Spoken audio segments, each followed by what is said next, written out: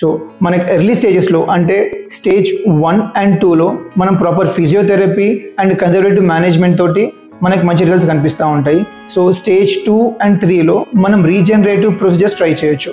ఇక్కడ మనకి గుజ్జు అనేది అరిగిపోతూ ఉంటుంది. మనం ఆ అరిగిపోయేదాన్ని మనం పెంచడానికి మన బాడీలో ఉన్న ప్లేటెట్స్ లాంటి వాటిని సెంట్రిఫ్యూజ్లో పెట్టి తీసి ఒక పిఆర్పి ప్రిపేర్ చేస్తాం. అది మన జాయింట్లో ఇంజెక్ట్ చేయడం ద్వారా మన గుజ్జు ఏదైతే తరిగిందో అది మళ్ళీ పెరిగే అవకాశం ఉంటుంది. సో దాని ద్వారా మనకి పెయిన్ తగ్గడం అనేది జరుగుతూ ఉంటుంది. సో ఇది స్టేజ్ 2 and స్టేజ్ ఎర్లీ 3 వరకు మంచి రిజల్ట్స్ ఉండే అవకాశం ఉంటుంది.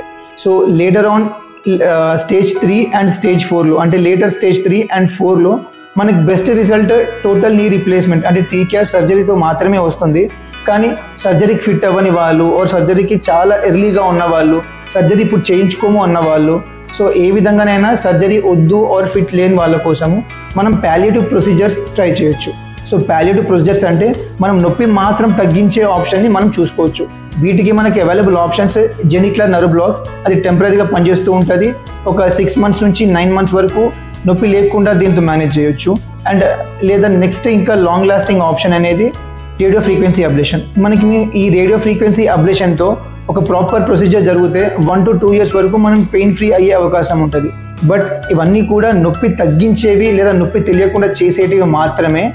అరుగుదల ఎక్కువగా ఉన్నప్పుడు స్టేజ్ 4లో అల్టిమేట్ ట్రీట్మెంట్ టీకేఆర్ మాత్రమే, అనగా టోటల్ నీ రీప్లేస్మెంట్ సర్జరీ మాత్రమే.